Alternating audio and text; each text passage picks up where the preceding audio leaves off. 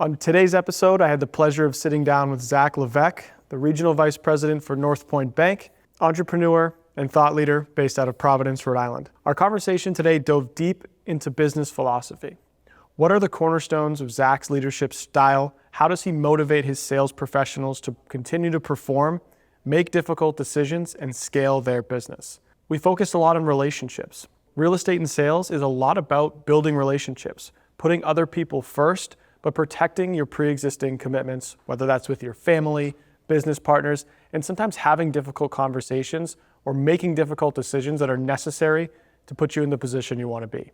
So if you're a business owner or entrepreneur that's stuck in this phase of growth, you don't know what to do next, what hire to make, or what principles or philosophies you need to rely on to make difficult decisions, then this is absolutely an episode you'll want to listen to.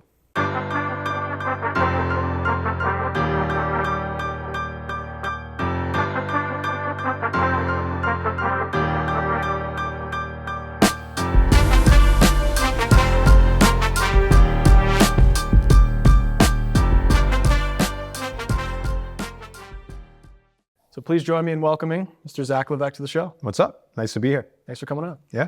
I'm excited for our conversation today. I know I obviously see all your content online and I've been to many of your events, and I think we have a lot of synergy with just what we're doing in business. And I think some of the things you do, I try to take something from it in the sense of what is the hidden message in some of the things you're doing.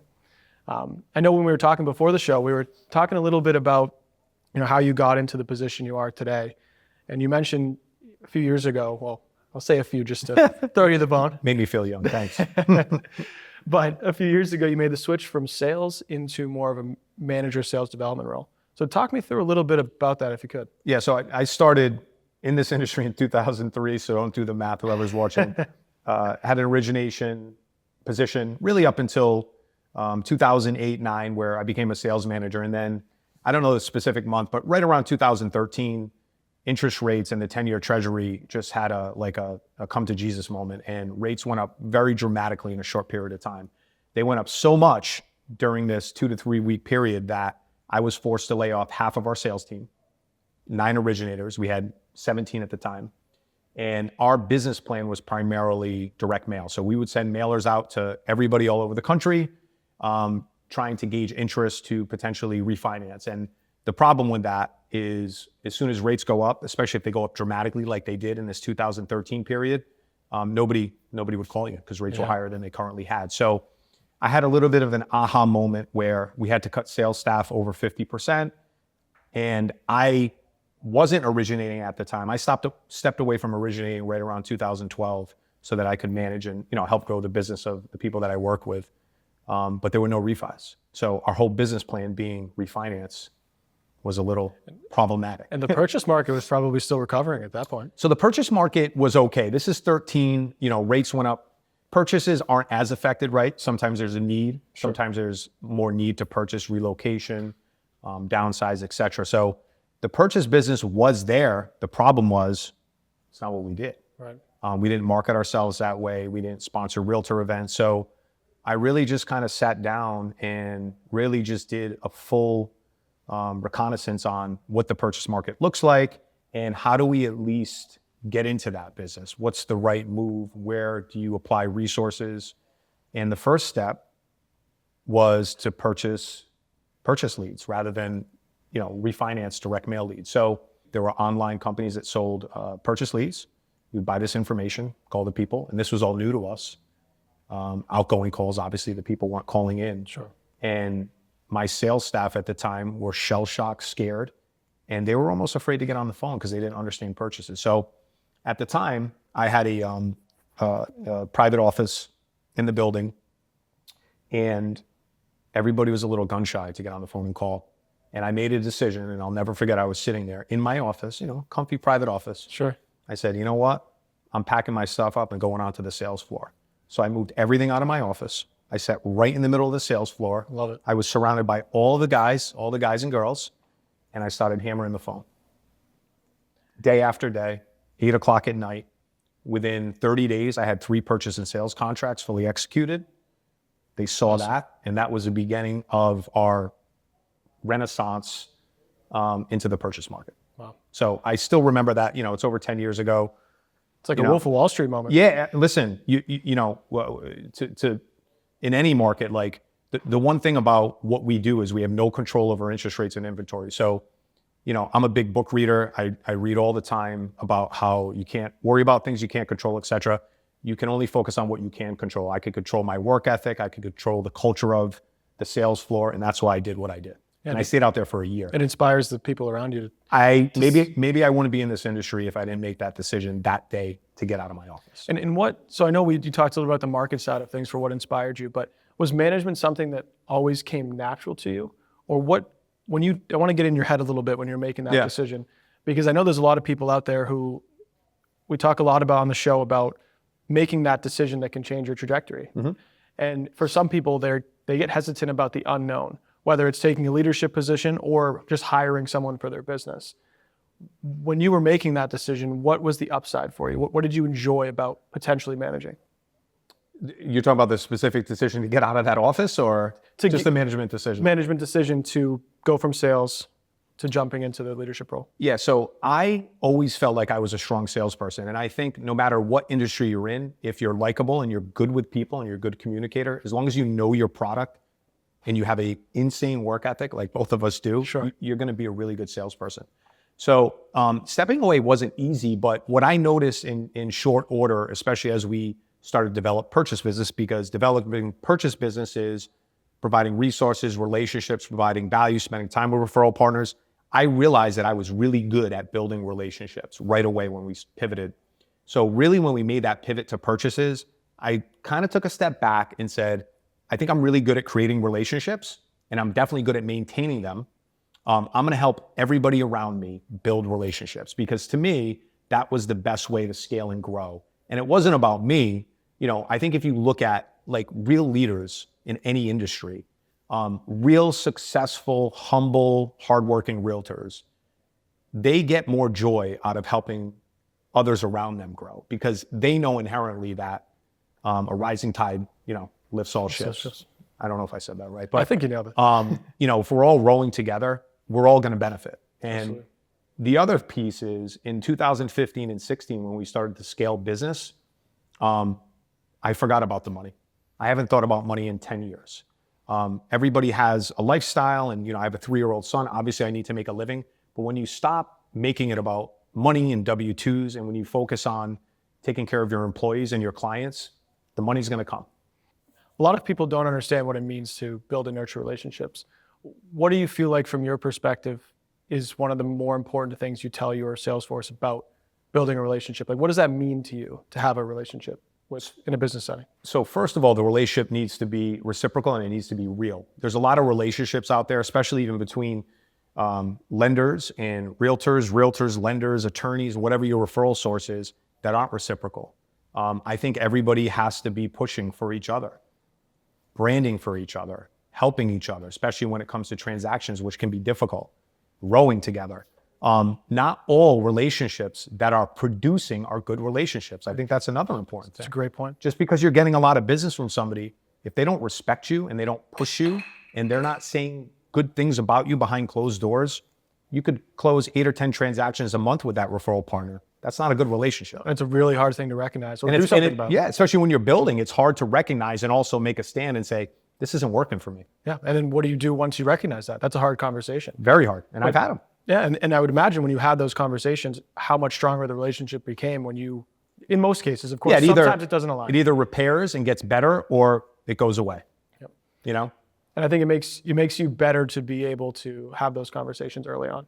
Well, you also have to have, when you're starting out and you're trying to scale, it's a lot harder to have those conversations. When you're scaling and good things are happening, it might be a little easier. Not because you don't need that business, but because once you build your network and your referral partners, you understand much more what a good partner looks like. And, a bad partner can be illuminated because of that, because of all the good partners around. Oh, absolutely. And it affects you subconsciously in a lot of ways too. Yeah. I've noticed that where you have some relationships in business that, like you said, you keep them around because you think you need to. But on the back end, there's a lot of things that you're probably doing differently because of how that relationship can impact you. Absolutely. And from the leadership standpoint, I know relationships are a key component of you as a business person and in general. I know that's a priority of yours. What are some other things that you think are beneficial for business owners and sales professionals to know about growing their business early on? Obviously protecting those relationships, but aside from that, what are some things you're talking to your sales team about? Yeah, I mean, ultimately, the most important thing and the icing on the cake is hard work. You have to be a hard worker. And you could do everything right, everything in promoting yourself, but if you don't work hard, nothing great is going to happen. And you look at what your day looks like. I'm sure it looks similar, somewhat different to mine, but there's a lot of similarities. You're out here right now. You're promoting yourself. You're producing content. This costs money. You're trying to reach people. You're pre-approving people. You might have people at a closing. You might have realtors calling you. You might have a client calling you right now for a pre-approval. Like, there's so many things that you're required to do. Sure. And you have to find a balance in that. You have to make sure that you add support and infrastructure as you scale to help support you. But you have to work like really hard. It's so difficult. And pushing that aside, your job, my job, is to close deals and get them through efficiently. That's actually what our job is. Correct, yeah. And I didn't even mention that when I explain your day, right? Yeah. Like, you still have to get these other loans into things. underwriting. So, what we do is not easy. And I think people, if they understood a little more, and again, same thing with realtors. Realtors go through the same struggles that we do. There's a thing going around that's viral, like on Instagram, like, how realtors are posting like, how much does a realtor actually do or get paid? And it's like, we have so many realtors that support us, like, they work really hard. So, that's my number one to sales, right? To anybody on the team. You can do everything right. You can have everything set up. You can be great at branding, look good on. If you don't work hard, none of it matters. And do you think that's the number one reason people don't succeed? Is work ethic? Yeah, and also fear to take risk. What I see a lot as well on the sales and origination side, originators that get to those higher levels of volume, you have to scale your support with it. And sometimes that takes an investment on their end. So, maybe somebody has the ability to grow out their business, but they're afraid to invest in their own business. Sure. Just like, you open a coffee shop and there's lines out the door. Well, you need to hire more people to more efficiently get product out so that, and then your sales go up. And ultimately, it's a good move because although your operations costs went up, you're selling more coffee. Like, it's the same thing with an originator. You have to have that right support. And a lot of people don't invest in that, in themselves. 100%. And I was talking earlier before the show about this exact concept. And I think a lot of times people, when you start getting busy, like, things are good. Like, you're making money, your operational costs are low because you don't have that team to support you yet. But I find a lot of times in origination and just in business in general, that people delay that hire too long.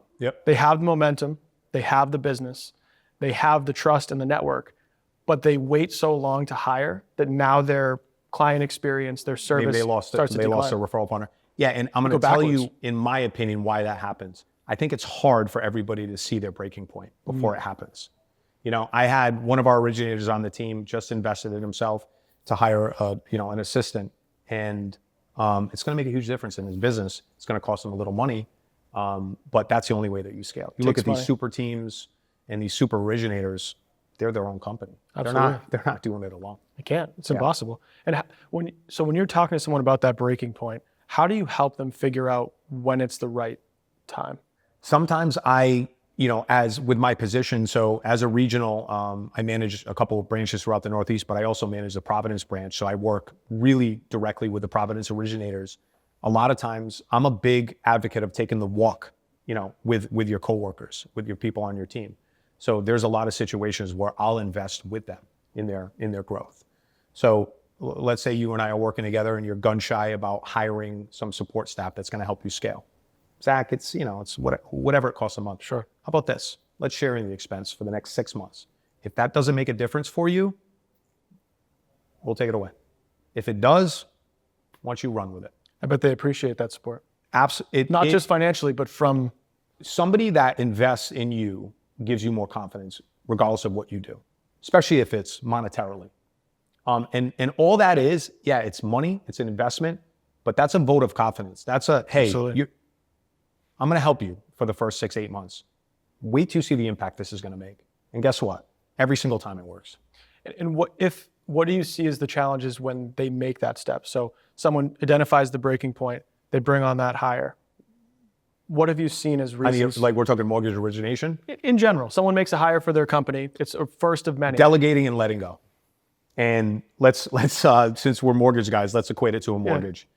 Got to get out of your files, man. Is that the truth? And we don't know each other too well. Yeah, sure. I'm not gonna say controlling. I'm as OCD as it gets.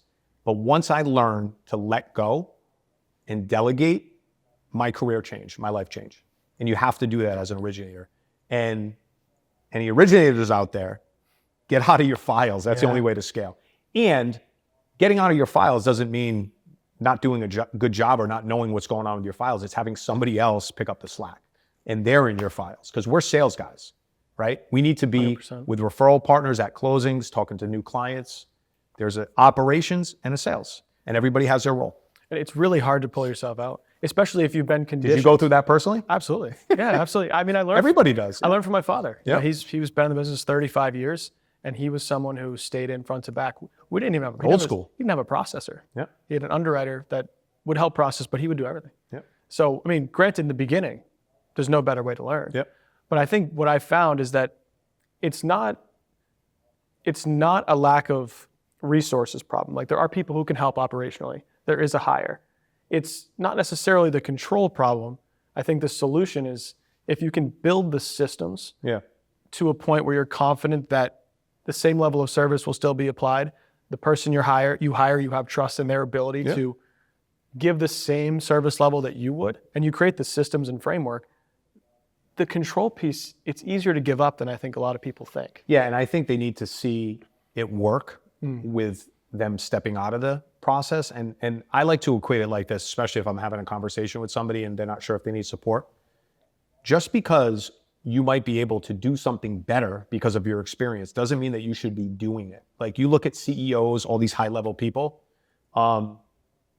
people can make mistakes. You make a mistake, I make a mistake. Somebody that's working on a file could make a mistake. Sure. They could do something better than us. They could do something worse. Communication, and the biggest piece, when you add infrastructure and support to scale in any environment, industry, sales, you have to have a system for everybody on the team to put their hands up and understand that other teammates are there to help when it's needed. For instance, my role in Providence, so we have 12 originators out of the Providence branch. I usually don't get involved in files unless I need to. But I had a sales meeting a couple of days ago. I said, guys, if you need help, if you get sideways, if there's an issue, if there's a condition that you think shouldn't be on there, we go through that all the time. Let me jump into it. I'm going to give you the real. I'm going to tell you if you're wrong or if somebody else is wrong. But I'm going to be honest, and I will potentially fix it. But I can't fix something if you don't put your hand up. Right. So you have to be able to put your hand up and trust in your team. You get to the 30, 40, 50, $60 million a year origination people, they have a lot of support. And if they didn't, somebody that's closing all those loans without support, I wouldn't want to be them. Yeah, it's hard. It's hard, man. Yeah. It's hard. But you figure out that, like you said, you find your breaking point. Yep. And I think one question, and I want to talk to you a little bit more about this too. One question that really stuck with me, I forget exactly where I heard it, but it's the idea of if your business doubled tomorrow, what would happen? Yep. Most people say it would break. And for me, that was the longest time when I was doing originations in that range. Once you get over the $25 million mark, you have a need for Your capacity. for sales support, your capacity. But if you can certainly push higher, but then you lose all ability to continue to grow. And I think what's hard early on is you make the transition from sales to becoming more of an operator in the sense of creating that structure. I think a lot of people struggle with that. I think about people who are self-employed. They say own a business, but are you the only employee? Yeah. Do you actually own a living, breathing organization? I think where people struggle is how do you create the systems? Like, where do you start? Well, there's a saying, right? Success leaves footprint. So, I think you're obviously a collaborative person. I don't see a lot of podcasts or content that has mortgage people from different companies on it. So I give you kudos for that. But success leaves footprints. It's you're not reinventing the wheel, adding support. You want to look for people that have experience, people that are energetic. I look around in at our bank, we have a lot of individuals doing a high amount of volume, sometimes just picking up the phone, right? You're the company that you're at, is somebody producing at a higher level than you? Or you? Yeah. Okay. Yeah. You call him, call her. Hey, here's where I'm at. How do you get from A to B? Because you did it. Success leaves footprints. So it's having those conversations and understanding that if you look at the landscape, the very high producers in sales in any industry have a lot of support. And you have to have, you talk about a breaking point, you have to have the humility and the awareness to understand that you have to add that support before you break. So you have to be really cognizant of your business every step of the way and look for signs of cracking in your foundation, your business plan. And as soon as you see the cracks and you have it in you to scale, that's when you need to make the move. 100%. And I think that there's that. I laughed earlier when you said you're the top producer because I said, I don't know. I want, not for long, right? I want to be. Yeah. But I think that that moment's identified, I think people struggle with having like the perfect plan. But if you can put together some semblance of identifying the problem, a potential solution, the next 5 steps, you have enough to take imperfect action. Yep. To some degree, you'll be able to figure it out, build the plane in the air, and find the system that works. It doesn't have to be perfect from the beginning. And I feel like so many people struggle with that. Yeah. They don't know what's to come, and that's okay. Yeah, and I think you have to be realistic and not to get into the weeds of what we do as mortgage people, mortgage originators.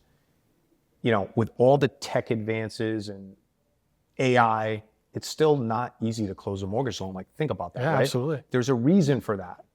Tech will never replace what we do, what real estate agents do, the conversations, texts, communication, problem solving, hard work. It is not easy to do what we do in real estate. And that's on the real estate side, that's on the mortgage side. So I think it's being realistic that you can never have a perfect process. No. And you could have a perfect process, but something could go wrong. And part of my role is, if things do go wrong, I get on the phone. And I think a lot of people hide behind emails and texts. Get on the phone and try to fix it. I'm a big advocate of that. So getting back to what I was saying, no system can ever be perfect because people aren't perfect. 100%. And I know you mentioned AI, so I want to talk a little bit about that. Are you using AI just in general, in terms of your personal life, business life? If I was a realtor, I'd be using AI a lot, right? I see more uses on the real estate side as a realtor than a mortgage person. Outside of silly texts with my friends, I'm not using AI too much. I'm using it to help a little bit with social media. AI is actually, really good creating graphics, quick graphics on the fly, things you post a story. So there's definitely utilization. There's a big push that's happening in our industry in AI in relation to underwriting. I think there's a lot of things. I think AI will have a bigger impact on operations compared to sales. Agreed. But I also think it's helpful for guys like us. Correct. I think sales can take advantage of it. Yeah. But I think operations will have There's going to be a huge effect on operations. Huge effect. And it's at its genesis. So I think in the next 36 months, it'll be interesting to see efficiencies and file flow, if that'll change, and how much technology will impact the mortgage process. There was a release a couple weeks ago by the president about simplifying certain things within the GSEs, revolving around appraisals. So might we see more AVMs, automated valuation models, less physical appraisals? It's going to be interesting to see if we can streamline operational efficiencies through use of AI. Right. It's once the data is there, you can really. And it is. You can take that and apply it. It's there. Think about how much data Fannie and Freddie have. Oh yeah. One house could have been resold 15 times in the last 20 years. Absolutely. It's data. And that's the type of data it needs, is those repetitions. Yep. I think where the industry is going in general, and just business in as a whole, when you mentioned infancy, I talked to a gentleman. He runs a software development company, and he focuses on AI integration. And when we were talking on the show, and he made a mention to an analogy for where AI is in its development relative to the internet. I don't even want to know what his answer was.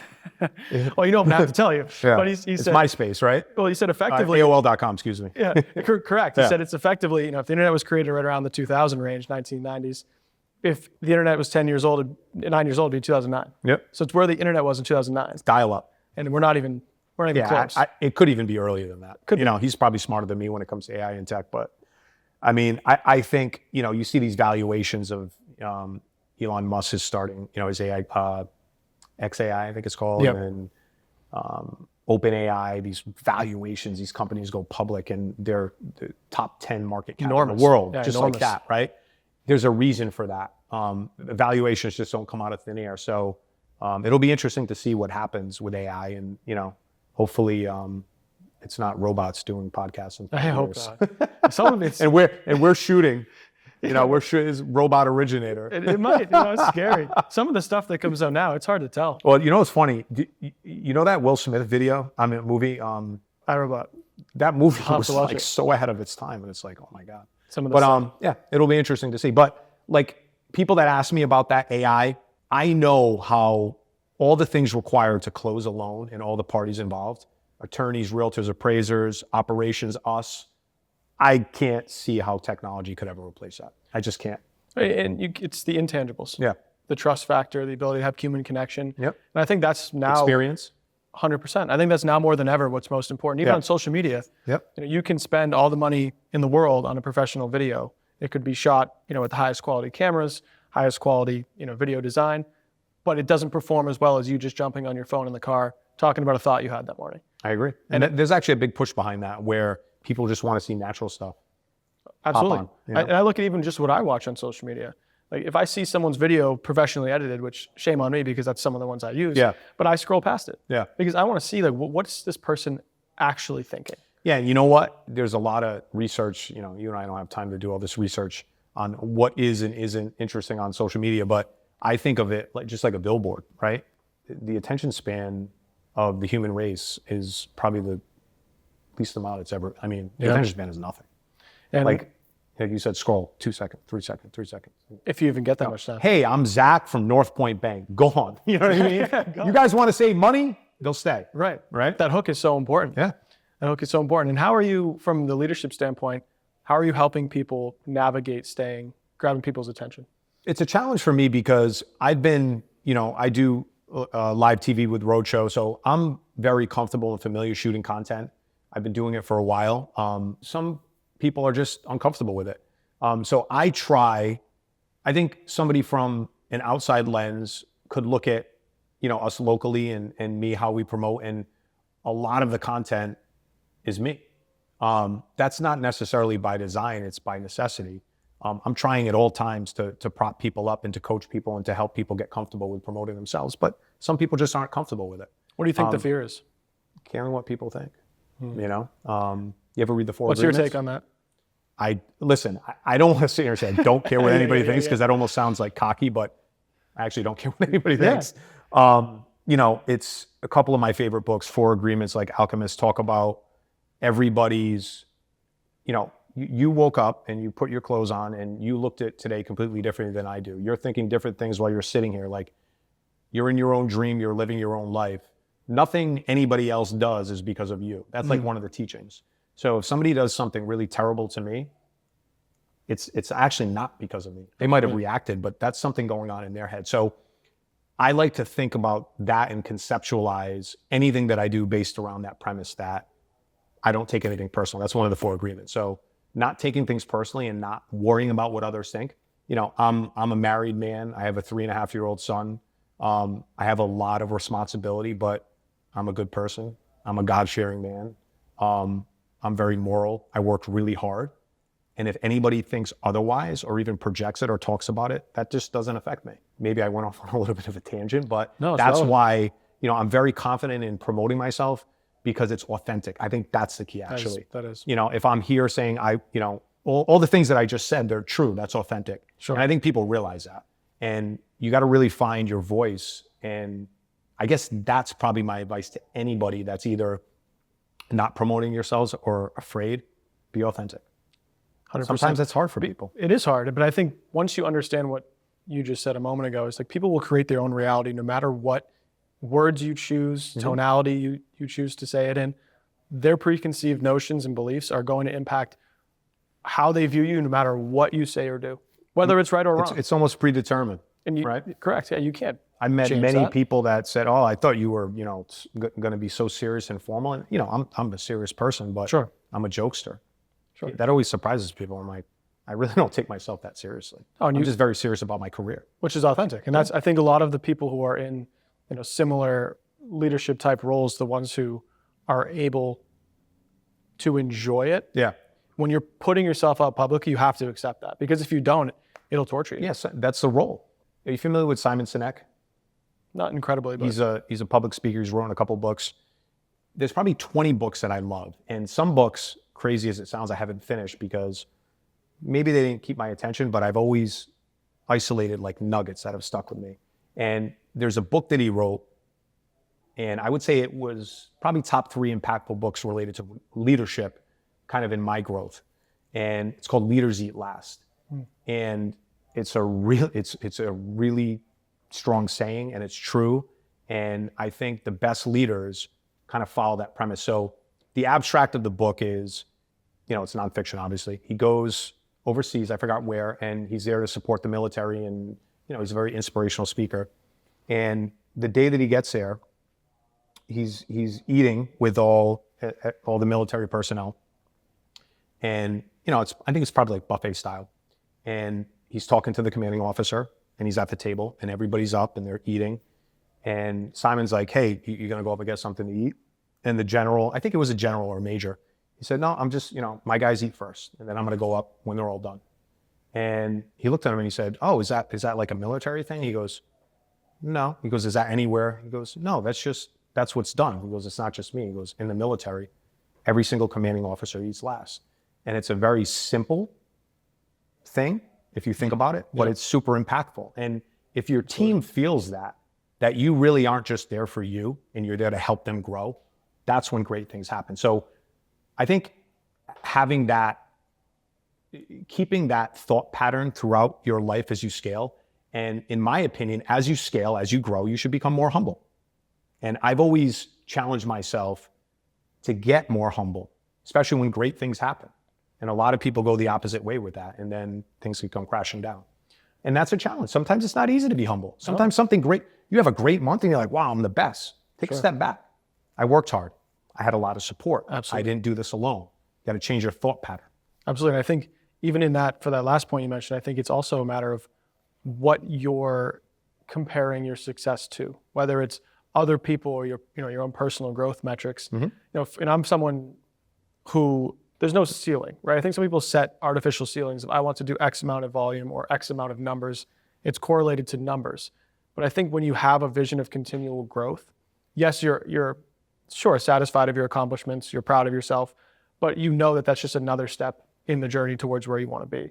And the numbers don't actually necessarily matter as much as what you're progressing towards, whether it's something bigger than business. Maybe you have a dream for your family that's actually your end goal, or a certain position in your life where you want to start other companies or do other ventures. So I think that's an important part there too, that people sometimes get so hyper focused on the near-term goals that they allow that short-term success to derail where they're going. Yeah, and also they get satisfied. You've heard the discussion on like limiting beliefs, right? Yeah. And it kind of goes in symphony with what you just said, where, that's why it's never, especially if you have another 10, 15, 20 years in your career, you might have this main lofty goal and that's it for you. And then you reach it in a third of the time that you thought you would.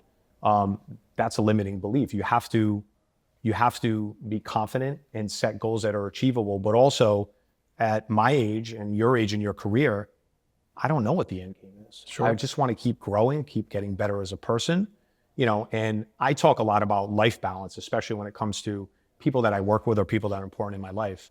I think the truly successful people, and I'm isolating career, if you really look at those truly successful people, happy, humble, growing, they have a really well-balanced life as well. And I know for me personally, my life changed dramatically, my career did, when I made sure that my personal life was in order. Like, I basically took an inventory and said, I'm gonna fix all of this, and then once I do, I'm gonna grow this out. Personal, business. You put personal first. I did. It's a hard thing to do. And I also, and I needed to make changes in my life about 6 years ago.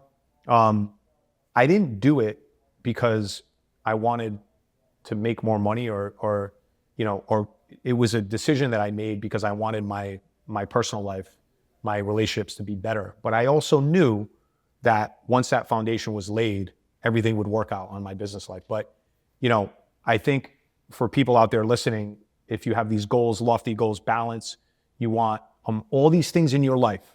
You could relate it to money, growth, anything on the business side. You have to take an inventory of your life. And it's the not so fun stuff when you're younger. It's the going to bed earlier, waking up earlier, eating well, gym, drinking less, being a good person, making sure you're a great husband or wife, making sure that you're a great father or mother.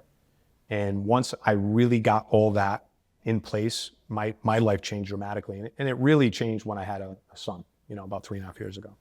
Well, I think a lot of people in that, it's really hard for someone who's so business focused to make that change. Like I'm fully in it. I understand. I mean, obviously I don't have kids, so that for me, it's a big difference. Yeah, exactly. Yeah.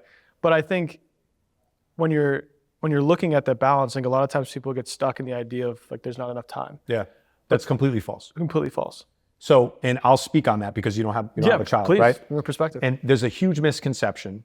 But first of all, you have to have everything together on your personal life and social life for this to happen. There's a huge misconception that if you have kids, you're going to sacrifice something. It was a complete opposite for me, because what having a child did, and I changed diapers, I woke up in the morning, I make a breakfast. I'm a very involved father when I'm there, right? Sure. Go to work. I became ultra sensitive on my time.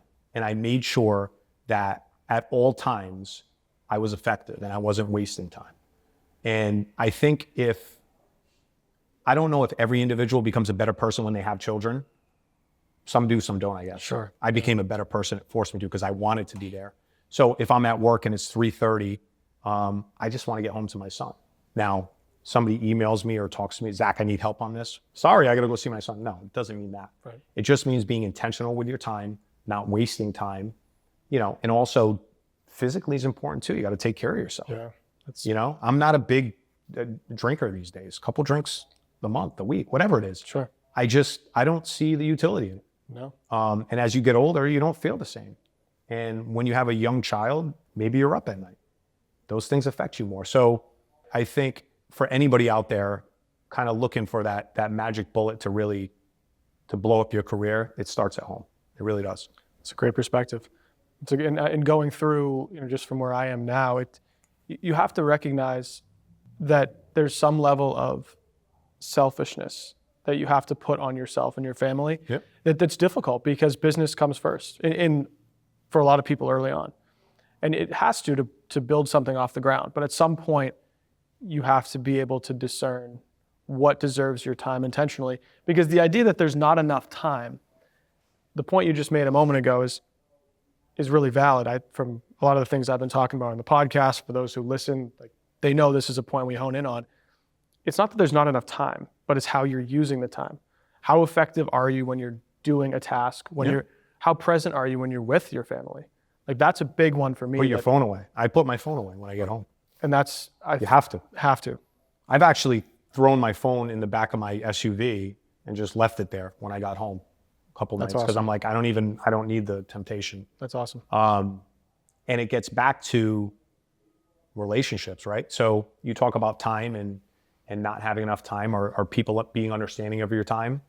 If you have a relationship with somebody and they don't understand that there's time that you have to commit to your family, that is not a good relationship. Agreed. Right? So, somebody calls me and I don't answer because I'm giving my son a bath. Too bad. Yeah. I'll call you back.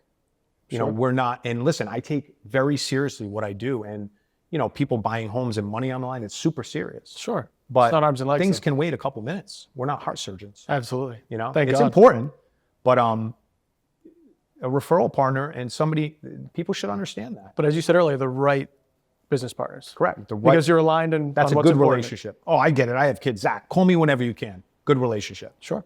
I need you on the phone right now. All right, I'll just leave my son in the bath and leave. You know what I mean? That's not a good relationship. No. Good luck, buddy. And for some people that works both ways. But ain't happening with me. No, you got to draw those lines. I actually had a real estate agent that I worked with for a while, and her thing was, I don't work on Sundays. Yeah. She was religious, first person. Religion was a priority to her. And for all of her clients, where do you think they were on Sunday? Yeah. At church with her. Yeah. So it aligned across And maybe the a board. client didn't like that and they chose to go with another realtor. Okay. So be it. She's authentic. She's honest. Absolutely. And this was communicated. Right. Right. The expectation was set. And that's just I think setting expectations is hard for people to do, especially when you have a relationship from the business side that's fruitful for your business. It's very difficult to set expectations or change them. I think that sometimes is difficult for sales professionals when they start early. Of course they're available. They don't have a lot of business. But then when you start getting busy and you start to change your priorities, maybe pulling in that family component into your boundaries, sometimes there's a fear for that conversation. Yeah. But I think, as you mentioned, it really helps you. The relationships that are truly the most beneficial will only get stronger through that. Yeah, and for you, I mentioned a couple times, whenever you have children, I don't mean to keep saying this, but you're going to have to change your life and your business plan and your hours and when you communicate with clients. It's going to change you. Absolutely. But millions have done it before and millions will do it after you. So, it's the key to life is balance. And 100%. everybody has a different idea of what balance looks like. And, one of the Shark Tank guys, Robert Herjavec, he has this famous reel video, whatever, and he's like, life balance is impossible. Like, I think that's complete bull. I think everybody is different and everybody's idea of balance is different. And I think everybody has different goals. Like if somebody came to me today and said, Zach, I'm going to triple your income. You're going to live in a $10 million house, but here's what it's going to take from you. It's going to take you away from your son, your wife. You're going to have to travel. You're going to have to work these hours and your relationships will suffer at home. It's an automatic no for me. Not everybody would make that decision because everybody has everybody has a different idea of life balance. Correct. My life balance is keeping everybody full that I have a responsibility for and being there for everybody. Yeah, I love that. I think but balance is not easy. It's not easy. And I think what you said earlier, a second ago, is important. Like balance is so different for different types of people. And based on your goals, like if you want to build a $10 billion company, balance might be more difficult, for that type of objective. So you have to understand like what sacrifices will go into it. And maybe for that person that wants to build that's really all they want to do in life. Good, great. We need those people. There's people that don't have children, don't have a family. Sure, great. And that's why saying balance is impossible, that's completely false. Correct. Because we all have different subjective. DNA, different wants, different needs. It's all subjective. Yeah. I talk about it a lot on the podcast for those who listen. And I think life moves, for me, my belief is it moves in seasons. Yep. So something that I've felt for my life for the past 5 years is this is the season of going all in. And then sure, when I do have kids in the near Is that future, because you feel like you're approaching being a father? This is your sure in the near term, yeah. And that makes sense. For me, I don't mind working 100 hours if I know that it's going to be fruitful in 5 years, 10 years when I can be at every soccer game. Yep. Be wherever my kids need me to be. It's actually really good. I'm okay with that. You're aware of that now because a lot of people aren't. And I'm not going to say that I was or wasn't aware of that, but I think you're more aware than I was at the period of your life like before I had kids. And that's probably rare. So give yourself kudos because, it's scale time for you right now. Yeah. That's what you're doing. You're doing all the right things. But I will tell you, as a father, it's worth every second of it, but you do have to sacrifice a lot for the first, that first chapter.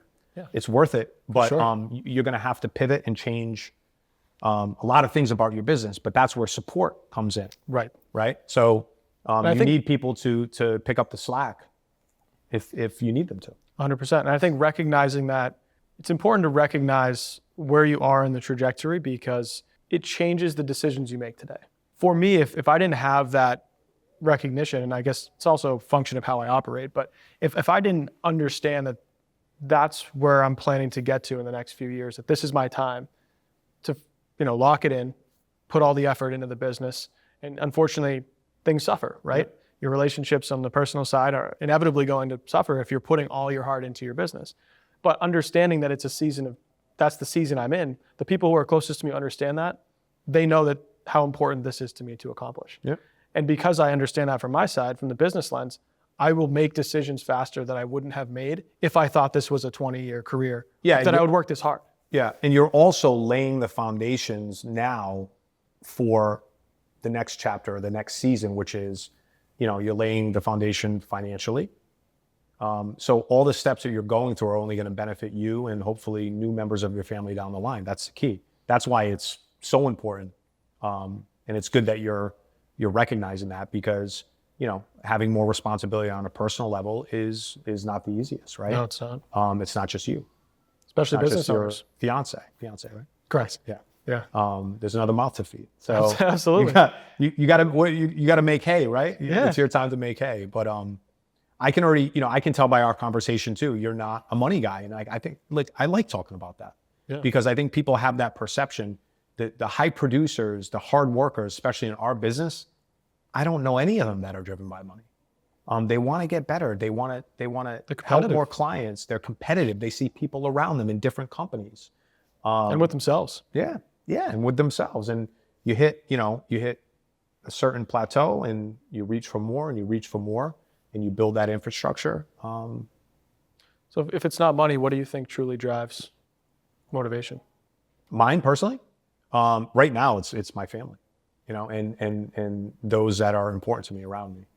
And it's time. I think as you get older, I'm in my 40s, as you get older, you get a little more introspective and you think about time.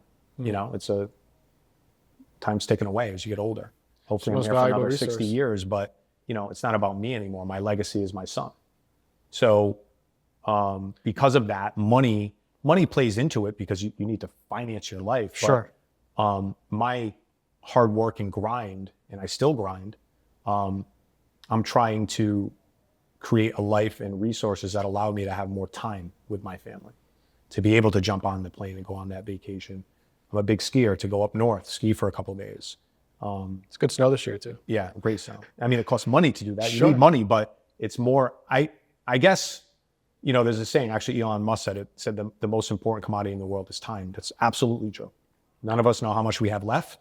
We want as much as possible, but my grind is about time. I want more time. And have you seen that clip when he was talking about that? It was with, I'm blanking on his name. I thought it was an interview. Maybe it was. Yeah. It was an interview he did on a podcast, but they were talking about, the podcast host asked him, like, how are you? Yeah. And he said, well, and he actually gave a very candid answer. And he said, most people think they'd want to be me. Yeah. But most nights I sleep alone. Yeah. I sleep on the couch. I stay at the office. I sleep on the floor. He's like, my mind is a storm.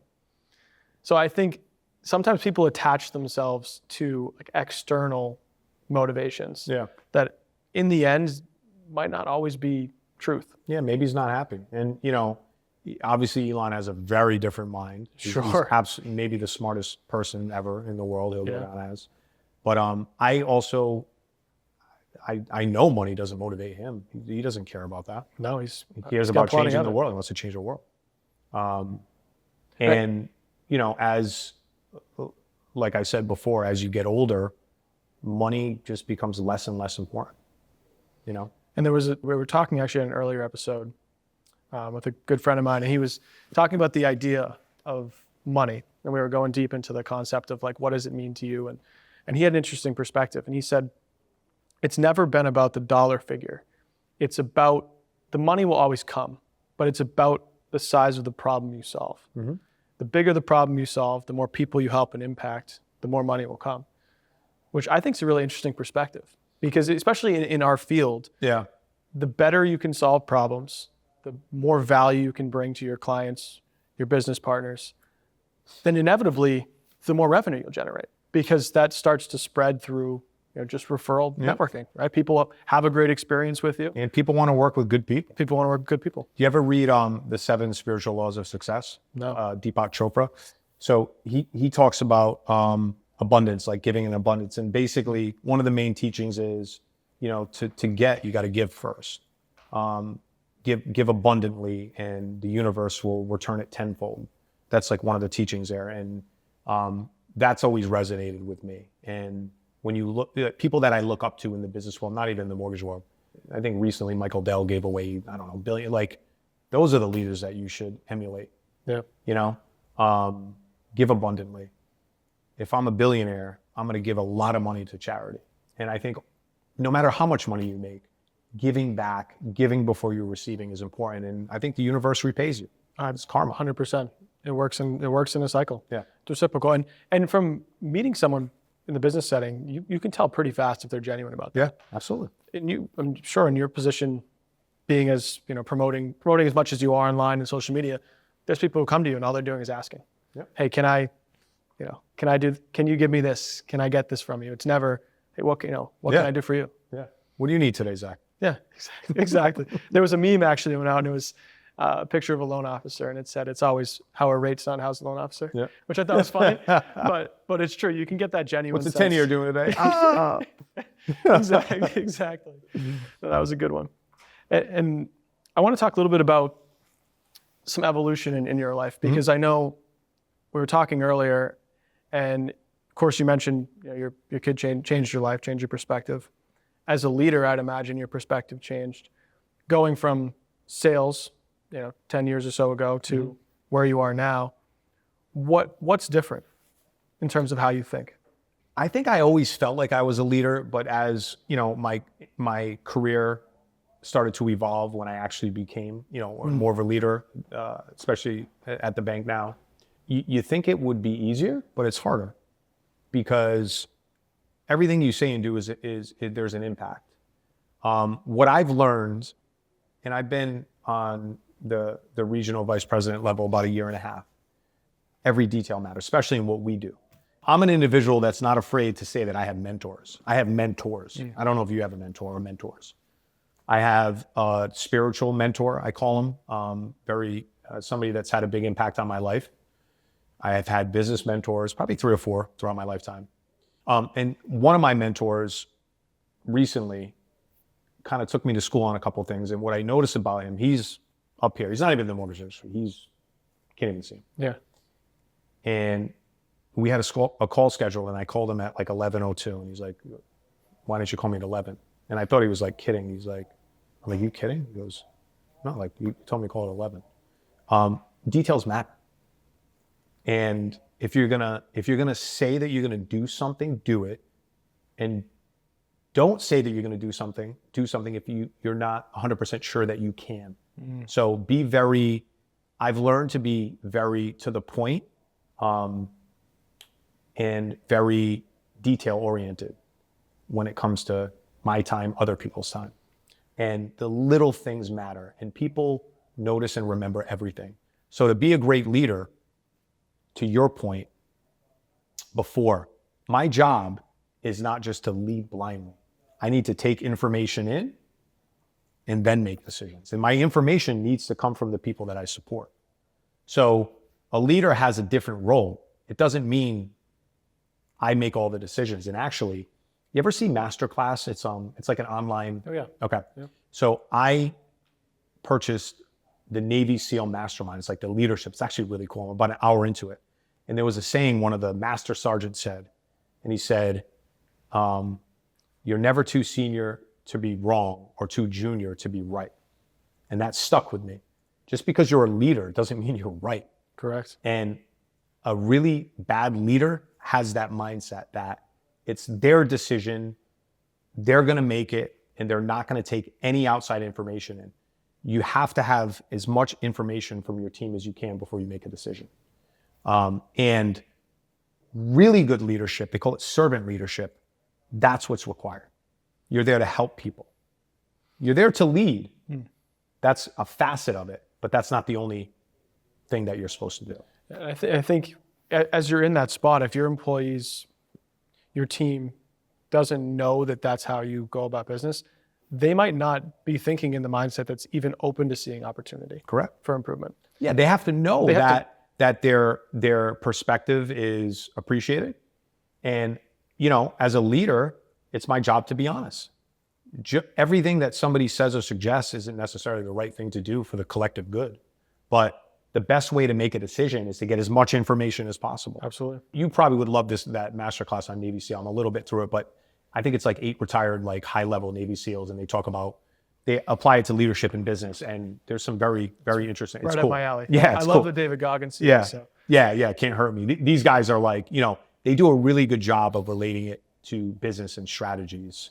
But I've already had 3 or 4 really good takeaways, and I've maybe spent half an hour on it. So it's like a 5 I love that. class. Yeah, the background on my phone for the longest time was how you do one thing is how you do everything. Yeah. And I became subconsciously really focused on that. Yeah. In the gym, if I say I'm going to do X or Y for 30 minutes, I'm going 30 minutes, not just doing 30 or 31. And I think it's some people think it's funny when you're that on top of all the small things, but it completely changes your whole. Yeah, and I It think flows into everything else in your life. Like if you say you're going to get up at a certain time, do you actually get up? If you set an appointment on your calendar, do you actually go? If it's not with someone else, I'm going to do X at 2:00. Do you honor that? it's also how you start your day. There's that famous speech. I think it was a Navy commander talked about making your bed. Like, that's the first thing. That's your first action. Yeah. Do you make your bed? And like, I make my bed every morning. Yep. Same. I missed it a couple times, and my wife called me on it. But Well, yeah. my son's running around. But be serious. Make your bed. Start your day off efficiently. Get prepared. Get in the right mindset. Some people meditate. Whatever it is, whatever can put you in the right mindset to win. Because, as all the things that we do and decisions that we make, we could crush our career in a week. What would happen if you stopped answering your phone for a week and didn't have an out of office? What do you think would happen? Now think about that. Think about how crazy that is. Your life would dramatically change if you put your phone away for a week. Code red. You'd probably be in lawsuits. You'd probably be in lawsuits, I'd be sued. Yeah. But, think about that. That's why every day we have to show up to win. We got to answer our phone. We have to be a resource. You don't have to be in a leadership position to be a leader. You're a leader, right? Sure. I'm sure you have aspirations to, in 10, 15 years, maybe potentially where you want to be with the company. You're a leader now just because of us sitting here. Yeah. This takes effort. This takes money. This takes preparedness. Yeah, 100%. Signs of a leader. 100%. And I'm someone who maybe a little bit different than you in the sense where you said 10 or 15 years, you don't have an exact point of where you want to be. But I always try to pick, for me, I'm a visual person. I want to be able to see the person that I want to become, roughly speaking. It's the sense of what does that person look like? Mm-hmm. What are they doing? What types of businesses are they involved in? And someone asked me the question, like, what would be your bigger than life goal? And at the time I said, I want to buy a bank. And my guests started laughing. I said, no, seriously. Yeah. I said, why not? I said, or start a bank. Or start a bank. Yeah. Yeah. And then we started, getting into the weeds on that. But if I can picture that as the goal, and it makes me, laugh or smile, I'm like, all right, it's almost big enough. Yeah. Why not? Well, that's big, but that's big. The one thing I'll say is you might answer that question differently in 5 years. Sure I will. In a year, in 2 years. And that's why, listen, everybody's different. Their motivation is different. I've never been an end goal visualization guy. I've never, and the reason being lessons in life early where I had limiting beliefs. I remember when I first got into sales, probably in 2005, I was a big car guy. And I just stepped into origination sales, and I was good on the phone. So I started to do pretty well my first couple months. And I was a big Audi guy. And I had a background of remember the S4, Audi S4? Oh yeah. So my dream car at the time was an Audi S4. It was a black. And you're a big car guy. Big car. I'm a huge car guy. So that was my larger than life, never happened. I was probably 23. If I could ever own an S4, oh my God, I could die a happy man. Yeah. And my boss at the time was like, hey, Zach, you're doing really well. Like, he's asking about it. I'm like, dude, he goes, you'll have that thing in 6 months. I was like, yeah, okay. Like, yeah. Sure. That was like a Rolls Royce. I had it in 3 months. And that was a lesson to me. It's like, wow, I'm limiting myself. There's a lot more out there. I have a lot more in me. And I'm not going to say that, and I'm not going to say that it surprised me, but it was a big life lesson for me. For sure. That I wasn't giving enough value to the skills that I had and the work ethic I knew I had inside me. And, I'm a big signs guy. There's always signs in life if we pay attention to them. And that's one of 8 or 10 things that happen to me that always resonate. Because I think it's important to bring up the past, and especially when it comes to motivation, think about things like that affected your life, because I never forget about those things. That was one very impactful thing to me. And it wasn't about, wow, I have an S4. Who cares about that? It was about the fact that I couldn't even see that in my future. And then it just came. And it came because of hard work. That taught me something. I think that's actually resonates with me, where one thing, and my dad always told me when I was younger, still to this day, don't set the bar low enough where if you hit it, you'll be mad at yourself for setting it that low. I said it. That for me, That was a life, think about that's a that. base hit. I'm Yeah. 23. That was a life goal for me. That was in my life, I'd love to own an Audi S4. I was young, I was naive, I didn't understand how hard work could like change your life. And then I worked my butt off. You know, maybe I shouldn't have bought the S4 at the time. Maybe the payment was too high, but you know, I ended up, I ended up having it for a couple years. right. But still, like I did it, right? But to me, that was a big life lesson. There's something to be said for that too. I think, just not to go down a rabbit hole, but on the car piece, of course, there's a level of financial responsibility, but there's also something to be said where if you're someone who gets in your car often, you enjoy cars, there's a mindset shift when you get in a vehicle that you enjoy. And you're driving to work because does everybody wake up? Oh my God, I want to go to work, right? Yeah. It makes it a little easier, right? To get into work and you get a coffee on the way and you're working hard for something. It's got to be something. There's got to be something that you're working hard for. I think it was very different for me at the beginning of my career, but now, like I said to you, it's family time, man. Absolutely. You know, I don't want to be working until I'm 80. Who wants to work till they're 80? No. You know, I got a lot left in the tank, but I'd like to retire early. Yeah. Why not? Absolutely. My son's 3. You know, in 15 years he's going to be in college. Time moves I'd like to fast, grab a condo wherever he is near college. You know, There you go. Hopefully Check somewhere on him. warm. Yeah. Give him a good meal. I remember in college, like the parents came down, like, you want to go out for a good meal? I'm like, yeah, I've been eating ramen, you know, for 3 days. Like, let's go. Anything hot. No, that's great. I know you're not a visual, you say you're not a visualization person, but when you're thinking about the decisions you're making today, what in the future is motivating you? What's next? It's not in for the Zack? future. Whenever I have to make an important decision, I just picture my son. And not to take away from my wife, of course, like it goes hand in hand, but you know, it's easier to make the right decision when you think about the most important people that it will impact. And you know, everybody learns things and grows, and my life is a lot better. And yeah, you're younger, you used to go out more when you're young and whatever. I just think about my son, and it's very easy for me to make a decision, especially when it comes to time.